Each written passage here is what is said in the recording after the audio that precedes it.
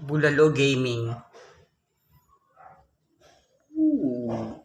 Dilaw na dilaw. Bulalo Gaming. Naku, yung baka. Nakasalay na po yung baka. Pinakuluan ko ng 2 beses. Tinapon yung unang pakulo. Tapos pinakulaon ko siya ulit. Nalagyan ko na siya ng paminta, sibuyas, bechin. Tapos isang kulo ulit. Saka ilalagay ko na yung gulay. Siyempre matigas una.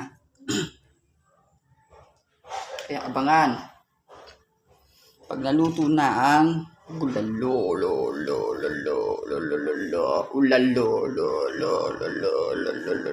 ulalo.